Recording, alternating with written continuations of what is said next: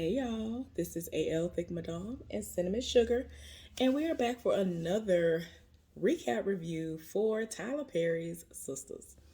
So, this episode started where I left off last time. Well, Calvin and Q are in the living room, and we know that Calvin is drunk.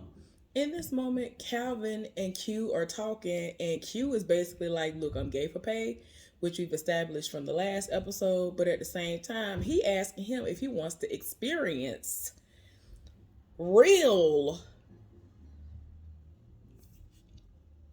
trying to refrain from saying anything, the real thing from him versus a toy. And so he was like, no. As drunk as he was just like, no, that's not something I want to do.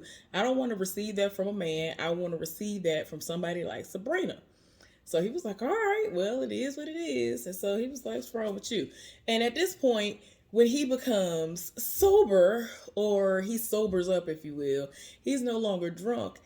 He feel like he better forget that conversation even happened. Because how dare you roll up and ask me such things? Because I keep trying to tell y'all I'm not gay. I don't understand.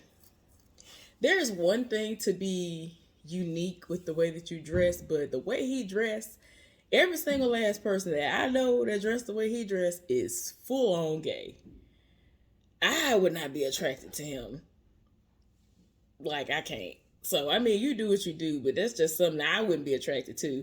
And I understand that there are a lot of people who might disagree, but I'm just saying, as for me, if I saw a dude, you telling me you straight, I don't know. I don't know. It's giving beard. Whether you wanted to give beard or not, that's what it's giving. So anyway, he done got up, supposed to be going to bed, and he done walked over to the refrigerator, opened the freezer part, and he was like, why is my room so cold? And Q had to tell him that's not his room, it's a freezer. He was like, oh, okay, well, no wonder it's cold. So then he tries to start going towards Maurice's room. He's telling him, that's not your room. You going to the wrong room. He over here telling this man, shut up, whatever, I'm finna go to bed. So he done really went into this man's room and closed the door. Meanwhile, at Karen's house, she and Aaron are getting it all the way in. If she wasn't pregnant before, she was definitely finna be pregnant right then. So, you know that the girls are en route to the house. Well, they made it there, and they didn't, knocked at the door or whatever. And after a couple of seconds, they proceed to enter, even though Karen is saying, no, don't come in or whatever, because they are actively in the middle of having sex. Like, they was getting it in. Like, that was about to be their last time before the world ended. Like, what is going on here? So anyway, I ain't mad at it. I'm just saying, I ain't mad. These heifers roll up, and now they're like, oh my gosh, wait a minute. And I'm just like, that door, it seems to be like a solid wood, whether it's oak or whatever, but I know good and well, y'all should have heard her say, no, don't open the door or whatever. Like, something. One of y'all, one out of the three of y'all heifers should have heard it. But they didn't open the door, and they seeing them in the middle of having sex. And I'm like, child, they stop what they doing. She then proceeds to go outside to see what these heifers want. Because they like, we've been trying to contact you. You ain't said nothing. We feel like you went to the doctor's office today to see what was going on with the baby, see if you're pregnant and what the sex of the baby is and all this other stuff. So she like, oh, so what, Pam must have told you this. And they were like, well, actually, she didn't. This is one of the first times Pam ain't give out no real information. And so at first she didn't believe them, but then they were like, no, we figured it out on our own. All she said was that you, even though you are booked. You are booked. You had so many people on your books, and you let them people fall by the wayside, and you ain't been nowhere today, like nowhere to be found. You left out the office, and that's it. You left out of your establishment, and that's it. You left out of your business, and that's it. We figured that that's what had to be going on, and so they were like, oh, okay, whatever. But at this point, she was just like, look, y'all need to go home. I don't want to talk about it. Like, yeah, I went, but I don't want to talk about that right now. And so I'm just like, y'all done ruined the mood. Might as well go ahead and talk about it. And gas too high. Like, ain't nobody got time for it. Like, no, gas too high, baby. We finna talk about something. We finna talk about something. He can go to the bedroom and wait a couple of minutes. No, but no, I'm being serious. Like, no. But gas is too high. So anyway, after she basically dismisses them, she go back on the inside, hiding ready, and he done put on his clothes. She looking like, why all the clothes on? And they sit down, have a conversation, and he's like, look, I live for you. I feel like you don't live for me, and I want us both to be on the same page. And I'm like, this is one of the few times that you actually are saying what you need to say. Because this heifer is obviously using you for a moment. She ain't here for you like that. Like, it's like she know that you are a good dude, or that's what you're coming across as. But you want to sit up here and run to her every second of the day. This is why I was confused about this particular scene. Because any other time, you're rushing trying to get over there. You finally got this heifer wide open. She ready for you. Even after she just got out of the mood because her friends dropped by unannounced. She's still in the mood. She done came back in the door. Still want to do something with you. So at this point, I guess he don't want to be you. So he like, look, I'll come back another day or whatever. But right now, I can't do it. You know what I'm saying? I need to understand where I stand. And he feels some type of way. Because it's like, you already know. She don't know who the baby daddy is. And he knows that she still live for Zach, even though she need to go somewhere with all of that. So Andy invited Robin over. She got on her Fenty X Savage X Fenty outfit and things on or whatever, and invited him up. So he liking the view. And before they get into some things, she was just like, hey, you know what I'm saying? We kissed it a little bit and all of that. And she wanted to thank him for what he's done, which is getting Fatima out. And, couldn't do nothing about Zach. Couldn't do nothing about Zach. Like at the moment, like he has some pull, but couldn't do nothing about Zach. A lot of stuff going on. But it got to the point where out of nowhere, he like ruins the moment, or at least in my mind, he ruined the moment, and he want to know, like, is she really into this situation? Excuse me, is she really into this situation? Like, are you really done with Gary? And so they're looking at him like, what are you talking about? Like, do you really think I would have you over here like this? Like, what are you even trying to say?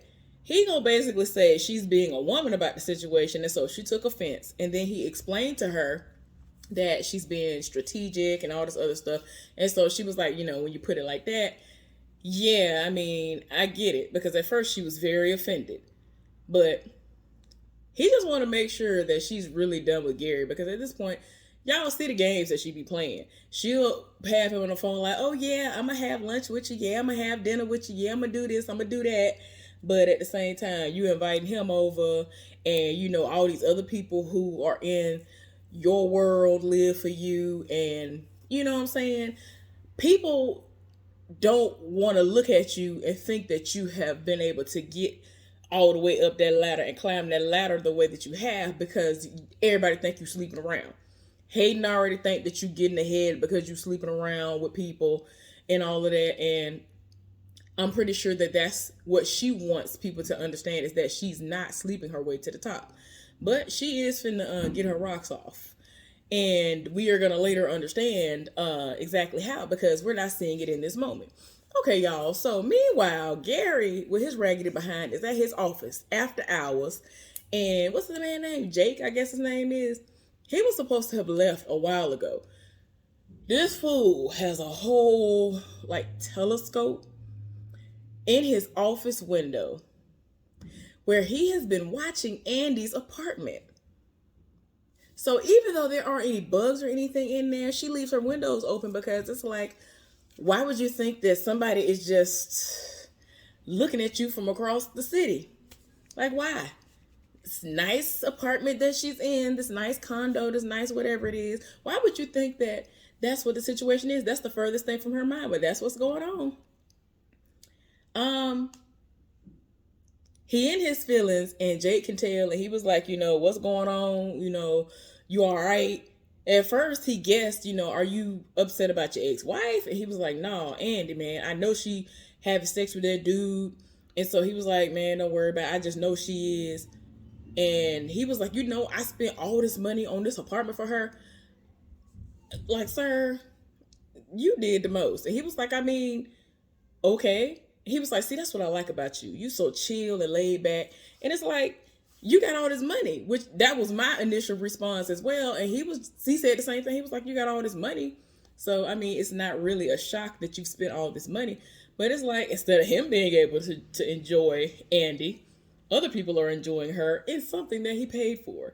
And it's like, child, I don't even be wanting folks to buy me nothing because they be thinking that if they buy a hamburger that they own me. Like, if you don't get somewhere and sit down. But anyway, so Gary leaves out and old boy is there. And so something tells him, like, what is going on here? He looks through the telescope or whatever he's looking through. And he sees Andy busting it wide open and telling Robin to bring it back. And he was like, she getting back shots. I was like, wait. I was like, no. So anyway, he was like, this is just wrong. This is just wrong. He was tempted to look back through that telescope. But anyway, so back at Maurice in the apartment, he come in and he trying to figure out where everybody at. All you see is like the covers that Q should be up under or have, on the couch where he is at. Just there, and that's it. Nobody's around. So he trying to figure out where everybody is. He was like, you better not be in my room. Then walked and looked into Calvin's room. Nobody's there. So he confused because as we already established last episode, Calvin's car is outside at the house. He didn't drive because I guess he knew he was going to be drinking. So he was like, why? And I mean, I think realistically, this is Atlanta. The traffic is trash. The parking is trash. I don't understand why all y'all want to go and move there. Like, I guess if you have money to burn and throw away, feel free, but the parking is terrible. I don't be understanding, but go off though, because I know I leave mine at the apartment complex or wherever I'm living, because lies. Or I would have a driver, because no. So he goes into his room and he sees Q in the bed with Calvin in his lap, and so he is being all dramatic, and I'm just like, sir, but I mean, Q, you can't really blame him because he was minding his business and he was dressed for going to sleep. So, I mean, it is what it is. Like, you can't get mad at him. So he's trying to understand why he has on very little clothes. And he's explaining to him, old boy got sick. He came into his room. He tried to redirect him. He was too drunk and didn't want to hear him. And then he had to point to like the 2 pails. I think it was 2 trash cans full of throw up. And he just laying in his lap. And at this point, he was just like, get him out of here. So Q got him up out of there. And he was taking the pails of throw up with him. And I'm just like, child, don't nobody have time. So the ladies had already decided before they left Karen's house that prior night that they were going to link up early before they go into work and pop up on her job before she even go inside to talk to her, because they want to talk to her. So they all got there, even though y'all know Danny is not an early riser like that. She do what she got to do for work, but she was not here for this idea. But she already knows she wanted to be a part of everything. So she got up and she got ready. Karen eventually let the ladies inside so that they can talk, and she was just like, okay, what y'all want to talk about? It is what it is. Eventually let them know that she is indeed pregnant, barely 4 weeks pregnant. And because of the way she said what she said, they could tell that it was too close for her to tell who the father of the baby was. So now she in her feelings. But Danny is trying to give her a harsh reality of, yeah, there's a 50% chance it might be Zach's baby, but I'm going to need for you to move on. He lived for Fatima. Like, it is what it is.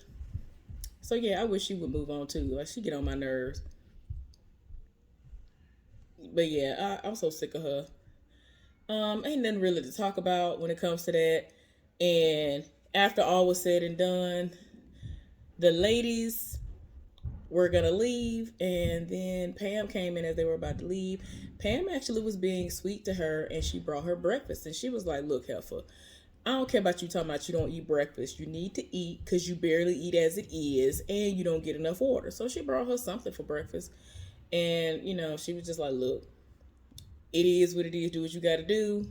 Look, anyway, back at work at Andy's job, we see Andy and Hayden have a moment where they're talking, and he just be doing the most. He was like, "Oh, I heard your girl got out and all this other stuff. You must have some big pull." And so she was like, "Yeah, I know some judges and all this other stuff." And he, of course, his spidey senses are still tingling. Like, nah, it's something else. I'm gonna figure it out or whatever. So then Robin pops up, and so he feels some type of way because he feels, well, has been led to believe that Robin is gay when he's not. And so Andy is clueless as to what this moment was. And so he was just like, "Look, don't worry about him. Um, I'm about to screw up his day. He doesn't know what's going on. Did you get the email?" And so she was like, "Yeah, I know there's supposed to be a meeting later." I'm trying to understand why the meeting that took place was just outside in the foyer. And I'm just like, why? Why couldn't y'all go in their room?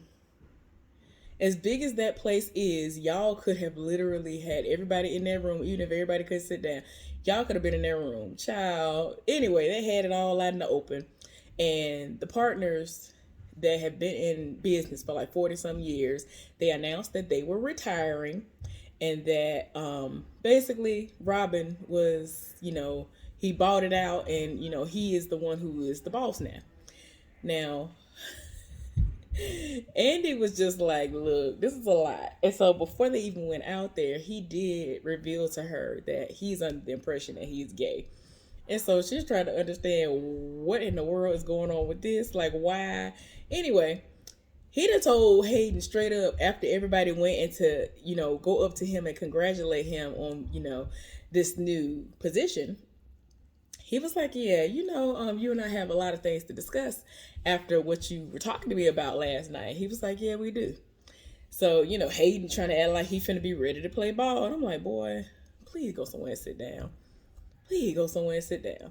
So anyway, Andy and Robin go link up again in her office, and he was like, um, "I'm going to New York. So yeah, if you wanna, I understand you basically loved and enjoyed yourself last night, so we can do it again if you're willing to go on this flight with me, because I'm leaving for New York after today." Basically, after he goes and makes his rounds and introduces himself and whatever to everybody that's around that particular office, he has other meetings and stuff he has to attend to in New York. And so she was like, "I'm really busy. I got a lot of work I need to do and whatever, whatever." And so he was like, "Well, just let me know what it's hidden for and I'll be there." So I was going to scream if this heifer had said, "Well, I can't make it because I got to link up with my girls." I was about to say, girl, that link up can happen when y'all get back. Like, y'all ain't got to see each other all day, every day. This is not girlfriends. Like, just stop. So anyway, when Robin leave out of the room, she ended up calling Fatima because he was able to get Fatima in to have a slight visitation with Zach, right? And so she ended up calling her and letting her know, and she was like, "Look, meet me down there." Man, Fatima ran so fast out that door. I was like, "I know that's right, Heifer. You went woof." So, uh, of course, Hayden went in his office. Hayden then went in his office, and he called Gary with the quickness, and he was like, "Hey, so old boy bought the company," and he was like, "What? What do you mean?" He was like, "He bought the company," and so Gary is already done with that, and he is still under the impression that Robin is gay. So he was like, "No, trust me, man. He came on to me like he gay." He ain't buying that because he saw this man with his own two eyes while he was being a peeping Tom. But anyway, so yeah, he was like, "Yeah, he bought the company. He's there to stay more than likely. Like, I don't know if he's gonna be here full time, but he gonna be here." So anyway, down to the jailhouse in the visitation room. Fatima and Zach got to see each other, hug, gave a little kiss and all that other stuff. She wanted to know if he was doing all right. He was like, "Yeah." And you know what I'm saying? Of course, he's still kind of hyped up. Like, look, if Hayden tried, like, it is what like he's still on that rah rah. I don't care. I will stay in here because he goes up for her like that. I'm here for it. So anyway, he kind of read Fatima and was like, "Yeah, I didn't know that you were in here." And then I found out, because she told me, what I'm saying, because you didn't tell me. And she was just like, look, I didn't tell her. I told her not to tell you, whatever, whatever. And so he was just like, look, I love you. Like, that's why I'm acting like this. Like, you do not understand. She was like, I do understand. I love you too. So anyway, they doing they thug love, they gangster love and things a little bit. Like, y'all know they a fool. Um, she had to explain to them that she tried to get him out, but something is going on and Robin is working on him. And she had a little pep talk with them and was like, look, y'all letting somebody interfere with y'all relationship. Y'all doing the most. Y'all want to sit up here and try to take it to the streets. I'm from the streets. They both looked at this heifer like, what streets? What is we talking about? If somebody had said Sesame Street, I probably would have been done. I probably would have been in the flow a little bit. I don't know. But anyway, she's talking about, I'm from the streets. I'm very street. I was like, ma'am, I'm from the country and I'm more street than you. Like, we not fit to do this. But anyway, I ain't even gonna try to make it seem like there's something to brag about. But whatever. But I feel like she could hold her own in certain situations, but the level that Fatima on and all that heifer couldn't even hold her own against that ex-wife. Like, if it would have been just her and the ex-wife, man, Fatima is the only reason why her face ain't scratched up and cut up and sliced up right now. I said what I said. Anyway, so and then she let them know, like, y'all know Hayden is suing y'all, right? And they looking like, what? What you mean? And she was like, because y'all both attacked him. Like, this is why. So why is Zach talking about, what? You could sue people for that? And she was like, yeah. This fool making a joke in the middle of this serious situation. Like, see, man, Fatima, this all your fault. So she looking like, what? He was like, yeah, it's all your fault. You got to be careful who you give that thing to and all of that. And so they was being nasty or whatever. So the DA walked in. The DA that's handling this case walked in. And so he was like, oh, Andy, it's nice to see you. I ain't seen you in a while. She normally does like divorces and all that stuff. So he's trying to figure out, is Zach his client? Like, is Zach her client? What's going on with that? Well, Zach is under the impression that he is no longer on probation. And so he was like, oh, no, I ain't on probation. Like, I don't know what you're talking about. He was like, well, yeah, you are, because the last time you got locked up, the only reason why you wouldn't have been on probation is if you had stayed in the clear and didn't have anything going on. But you got arrested. And from the time that child was born up until now, that made it still active. So then you went right back on probation and that messed you up. So now we are seeking to get 10 to 15 years or something like that out of you. So yeah, of course the bail has been denied.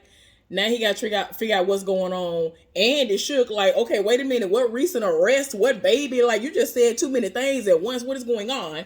And y'all already know. Fatima already knew about this situation. And Zach knew about this situation. But Andy's in the dark. So, yeah, it is what it is. They got to figure out what they're going to do. And I don't know. I don't know where they're going to go from here. But it is what it is. So, he's going to have to deal with it. Anyway, thank you for tuning in. I'm about to go my behind to sleep. All right, y'all. I might be back tomorrow. Y'all be safe out there. I'll see y'all later. Bye.